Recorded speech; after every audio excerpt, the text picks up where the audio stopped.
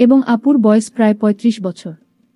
তাদের দুজনের বয়সে এত পার্থক্য কেন সে সম্পর্কে আমি বেশি জানি না। তাদের বড় মেয়ের বয়স ১৫ বছর এবং ছোট মেয়ের বয়স ১২ বছর। আর তাদের ছেলে বর্তমানে ৯ বছর। তাদের ব্যবসা খুব ভালো চলছে। এই কারণেই তাদের বাড়িতে প্রয়োজনীয় সবকিছু ছিল। আমি তাদের বাড়িতে আসা যাওয়ার ক্ষেত্রে কোনো বাধা অনুভব করিনি এবং সবকিছু আমি দুলাভাই জহিরের মাধ্যমেই এনে দিতাম। আমাকে তারা পরিবারের সদস্যের মতোই মনে করতেন। আমি এখানে কাজ করা শুরু করার পর থেকে সবকিছু ঠিকঠাকই চলছিল এবং হয়তো এভাবেই চলতে থাকত। কিন্তু একদিন এমন কিছু ঘটল যে আমার জীবনে একটি নতুন মোড় নিল। এমন যে আমি নিয়ম অনুযায়ী বাড়ির জিনিসপত্র নিয়ে দুলাভাই জহিরের বাড়িতে পৌঁছালাম। কয়েকবার দরজায় নক করলেও কেউ উত্তর দিল না এবং দরজা খোলার কোনো লক্ষণ দেখা গেল না। কিছুক্ষণ অপেক্ষার পর আমি গেটটিকে একটু ধাক্কা দিলাম। দেখি সেটা লক করা নেই। তারপরে আমি নিজে গেট খুলে ভিতরে চলে গেলাম এবং বিনা দ্বিধায় রান্নাঘরের দিকে জিনিস রাখার জন্য এগিয়ে গেলাম। আমি রান্নাঘরের কাছে পৌঁছানোর পর বাথরুম থেকে হালকা হালকা হাঁপানোর মতো শব্দ শুনতে পেলাম। তখন আমি সেখানেই থেমে গেলাম। কিন্তু ওই মুহূর্তে আমি বুঝতে পারছিলাম না যে এই শব্দগুলো কিসের, কারণ সেগুলো কাদার মতো মনে হচ্ছিল না। সেগুলো এক ভিন্ন ধরনের শব্দ ছিল যা আমি বুঝতে পারছিলাম না। কিছুক্ষণ আমি দাঁড়িয়ে রইলাম, কিন্তু যখন শব্দগুলো বেশ জোরালো হতে লাগল তখন আমি আর স্থির থাকতে পারলাম না এবং বাথরুমের দিকে যেতে লাগলাম। আমি দরজার কাছে পৌঁছানোর আগেই শব্দটা বন্ধ হয়ে গেল। তাই আমি আবার রান্নাঘরের দিকে ফিরে আসলাম এবং জিনিস রাখতে লাগলাম। যখন আমি জিনিস রেখে বাইরে বের হচ্ছিলাম তখন বাথরুমের দরজা খুলে আপুকে বের হতে দেখলাম। কিন্তু যখন তার নজর আমার উপর পড়ল তিনি হঠাৎ চঞ্চল হয়ে গেলেন এবং রেগে গিয়ে আমার দিকে তাকিয়ে বললেন, তুই ভিতরে কখন এলে? তার এইভাবে উপস্থিতি দেখে আমি ভয় পেয়ে গেলাম এবং কাঁপা কাঁপা গলায় বললাম, দিদি আমি তো এখনই এসেছি। কারণ বাইরে দাঁড়িয়ে অনেকক্ষণ ধরে দরজা নক করছিলাম, কিন্তু যখন কোনো উত্তর এল না তখন আমি নিজের ভিতরে চলে এসেছিলাম।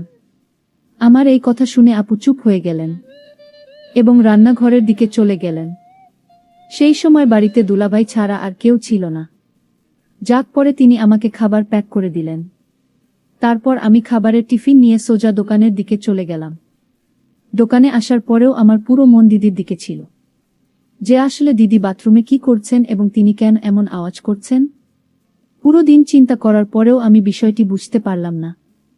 তাই আমি সেই চিন্তা মাথা থেকে বের করে দিয়ে পুরো মন কাজের দিকে দিলাম। কিন্তু পরের দিন যখন আমি খাবার নিতে বোনের বাড়িতে গেলাম তখন আমি তার মধ্যে অনেক পরিবর্তন অনুভব করলাম।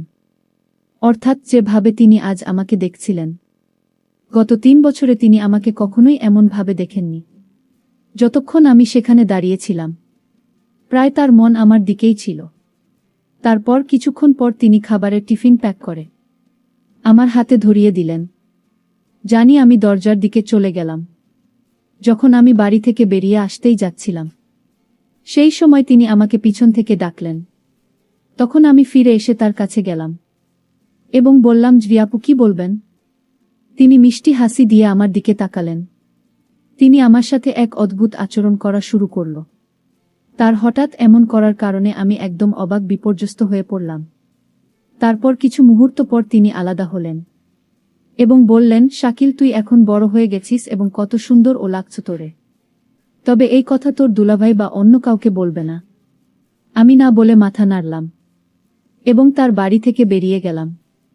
কিন্তু পুরো রাস্তা জুড়ে আমি ভাবতে থাকলাম, আজ যাচ্ছেন এমন কি হয়েছে, এবং এই ভাবনা ভাবতে ভাবতে আমি দোকানে পৌঁছে গেলাম। এখন আমার কাজে একদম মন ছিল না, কিন্তু এই বিষয়টি চিন্তা করে আমি নিজের ভিতরে এক অদ্ভুত অনুভূতি অনুভব করতে লাগলাম এবং ভিতরে ভিতরে হাসতে লাগলাম। পরের দিন রবিবার ছিল এবং দুলাভাই রবিবার দোকান বন্ধ রাখতেন। এই কারণে সারাদিন আমি বাড়িতেই ছিলাম। পরের দিন সকালে যখন আমি দোকানে গেলাম তখন আমার পৌঁছানোর সাথে সাথে দুলাভাই আমাকে বললেন, তোর বোনের বাড়ির কিছু জিনিস দিতে যেতে হবে, তাই তুই এখন বাড়িতে চলে যাও। দুলাভাইয়ের কথা শুনে আমি খুশি হয়ে তার বাড়ির দিকে চলে গেলাম। বাড়িতে পৌঁছে আমি দরজায় টোকা দিলাম। তখন আপু নিজেই দরজা খুললেন। কারণ তার সন্তানরা স্কুলে পড়তে গিয়েছিল। সেই সময় আপু ঘরে একা ছিলেন। তারপর তিনি আমাকে দেখলেন এবং ভিতরে আসতে বললেন। আমি ভিতরে ঢুকতেই তিনি দরজা বন্ধ করে রুমে চলে গেলেন। কিন্তু আমি বারান্দাতে দাঁড়িয়ে রইলাম। তখন তিনি আমাকে ডাকলেন এবং বললেন, শাকিল, তুই ওখানে কেন দাঁড়িয়ে আছিস? ভিতরের উমেশও তার কথায় আমি রুমে ঢুকে পড়লাম। প্রথমে তিনি আমার দিকে তাকিয়ে হাসলেন। তারপর বললেন, তুই বস, আমি এখনই আসছি, এবং এই বলে তিনি রুম থেকে বেরিয়ে গেলেন। আমি সোফায় বসে তার ফেরার অপেক্ষা করতে লাগলাম। তারপর যখন তিনি ভিতরে এলেন, তখন তার হাতে চায়ের 2টি কাপ ছিল। তিনি একটি কাপ আমার দিকে বাড়িয়ে দিলেন। আমি বললাম, দিদি, এর কি প্রয়োজন ছিল? তিনি হাসি মুখে আমার দিকে তাকিয়ে বললেন, খা, সকালে চা খায়ার সময়। আর তোর তো এখন অনেক পরিশ্রমের কাজ করতে হবে। তার এই কথা শুনে আমি ভাবতে লাগলাম, আসলে এমন কোনো কাজ হতে পারে। তারপর আমরা দুজন চা পান করতে লাগলাম। চা পান করতে করতে আপু বললেন, সেদিন যে ঘটনা ঘটেছিল তুই কি সেটা কাউকে বলেছিস? আমি বুঝতে পারলাম তিনি কোনো ঘটনাটি উল্লেখ করছেন। তবে আমি অজানা সে বললাম, কোন ঘটনা আপু? তখন তিনি বললেন, ওহ, তুই এত দ্রুত ভুলে গেলে, তুই কি মনে রাখনি যে যখন তুই পরশু খাবার নিতে এসেছিলে আমি তোর সাথে জোর করে? আমি বললাম, জি মনে আছে। তবে আমি কেন এই বিষয়টি কাউকে বলবো? এ বিষয়ে তো আমার কোনো স্মৃতি ছিল না। এখন তুই উল্লেখ করায় মনে পড়ল। আমার কথা শুনে তিনি উঠে আমার খুব কাছে বসে গেলেন। তারপর বললেন, দেখো, এখন তুই এতটা বোঝো যে কোনো বিষয়টি লুকোনোর মতো এবং কোনটি নয়। কারণ যে কাজ আমি তোর কাছ থেকে নিতে চাই সেটা যেন কেউ জানতে না পারে। তিনি খুব ভালোবাসায় আমাকে বোঝাচ্ছিলেন এবং আমি তার কথা মনোযোগ দিয়ে শুনছিলাম। কিন্তু এই সময় আমার মনে অনেক প্রশ্ন জাগছিল যে আসলে এমন কোনো কাজ হতে পারে। আমি যখন এই সব কথা শুনলাম তখন আমি তাকে বললাম, আপু, আপনি একদম চিন্তা করবেন না। আমি আপনাকে প্রতিশ্রুতি দিচ্ছি যে আপনি যে বিষয়টি বলবেন আমি তো কাউকে জানাব না। আমার এই কথা শুনেই তিনি একদম হাসতে হাসতে বললেন, শাবাশ, আমার তোর থেকে এটাই আশা ছিল, এবং এই বলে তিনি দাঁড়িয়ে গেলেন। কিন্তু আমার উপর অবাক হওয়ার পাহাড়টা ভেঙে পড়ল যখন আপু পা ম্যাসাজ করতে বললেন। তিনি বললেন, আজ কাজ অনেক বেশি ছিল, আমার পায়ে অনেক ব্যথাও পাচ্ছি। কাজ করে আমার পা দুটো প্রচণ্ড ব্যথা করছে, তাই আমি খুব ক্লান্ত হয়ে গেছি। তুই একটু পা নালিশ করে দে। আমি বললাম, দিদি, আপনি কি বলছেন? তিনি বললেন, চিন্তা করো না, এখানে কেউ নেই, কেউ কিছু বলবে না।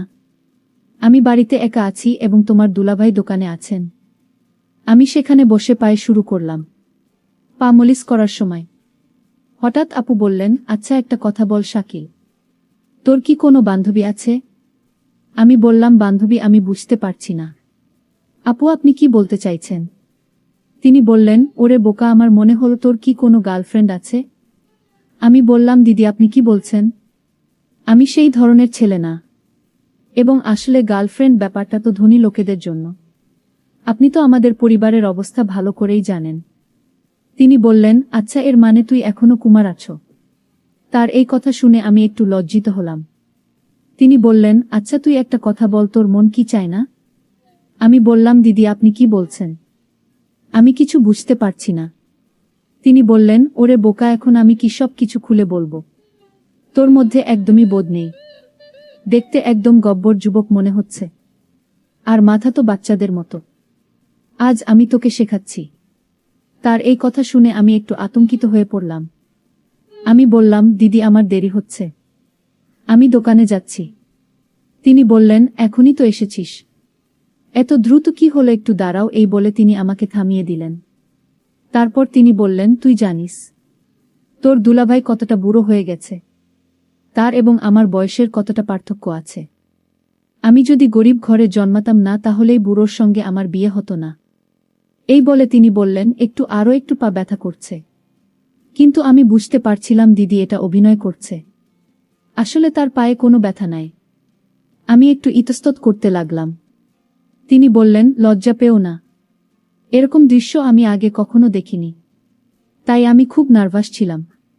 তিনি মাঝে মাঝে কথা বলতে বলতে লাগলেন, তুই আমার দুঃখ কষ্ট কিছুই বুঝিস না। আমি তোর আপন বোন না হলেও তোকে তো আমার নিজের ভাইয়ের মতোই স্নেহ করি। তারপর বললেন, তোর দুলাভাই তো আমাকে করতে পারে না। দোকান থেকে এসে ঘুমিয়ে পড়েন। আমি কোথায় যাব এখন, তুই বল আমি কি করব?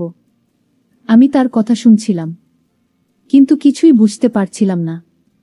হঠাৎ সে আমাকে কাছে বসাল। তারপর নানারকম কথা বলতে লাগল। কিছু কথা আমি বুঝতে পারছিলাম, আর কিছু কথা পারছিলাম না। তার এই ধরনের কথাবার্তায় আমি ভেতরে খুব অস্বস্তি বোধ করতে লাগলাম।